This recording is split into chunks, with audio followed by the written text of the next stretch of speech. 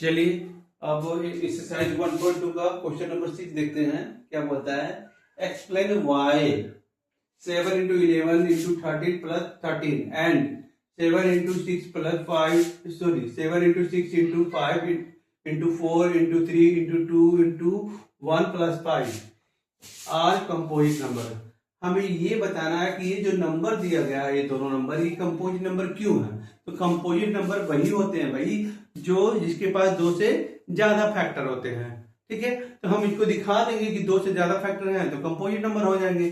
ठीक है, चलिए देखते हैं कि पहला नंबर दिया है 7 into 11 into 13 plus 13।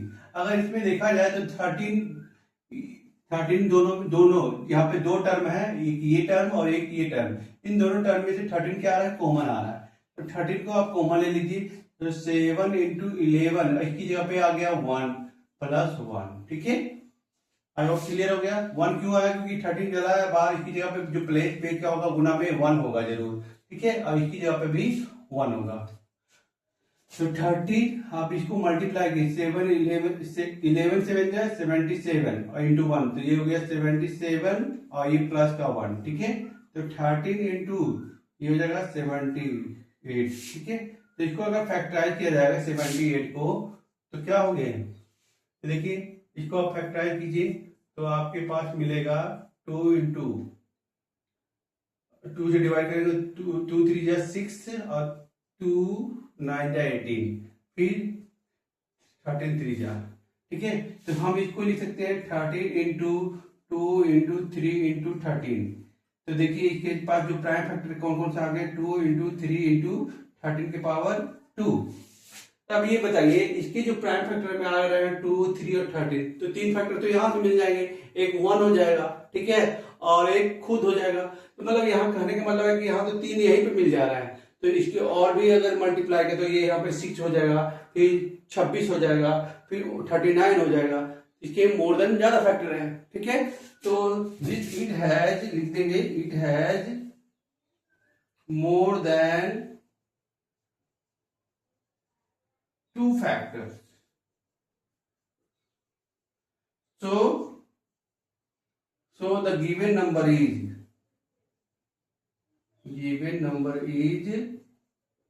composite number.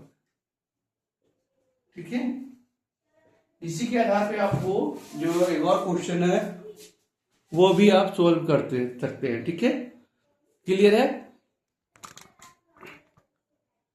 तो हम ये भी देख रहे हैं कि जो दिया हुआ नंबर क्या है, इसकी जो दो से ज्यादा फैक्टर है इसलिए कंपोजिट नंबर है। इसको भी वही प्रूव करना है। 7 into 6 into 5 into 4 into 3 into 2 into 1 plus 5। अब देखिए दोनों में 5 क्या है, कॉमन ले लीजिए। 5 कॉमन ले लेते हैं तो हमारे अंदर में बचेगा, अंदर में ब्रैकेट के अंदर में 7 into 6 into 4 into 3 into 2 into 1 plus 1 बचेगा। तो 5।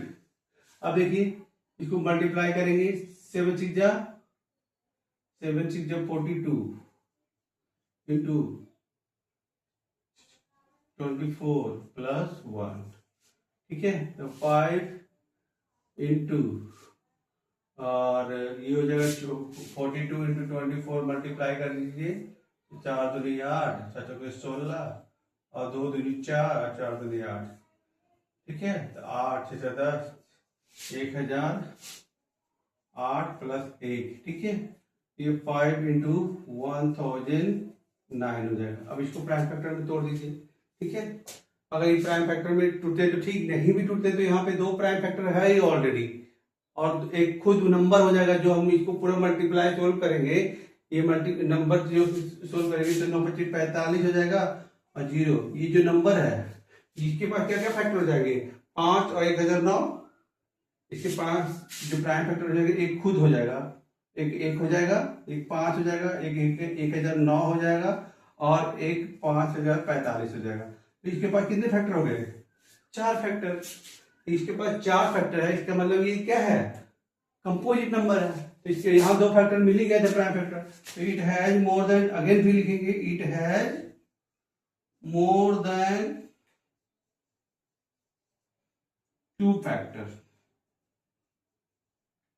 अरे भाई तो जिसके पास दो फैक्टर हैं, so the number is composite, so the number is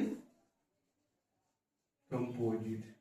I hope समझ में आ गया दोनों दोनों एक्सरसाइज के क्वेश्चन से दोनों मैंने बता दिया। तो दोनों के पास दो से ज्यादा फैक्टर है, इसलिए ये दोनों क्या हैं, कंपोजिट नंबर। क्लियर हो गया होगा।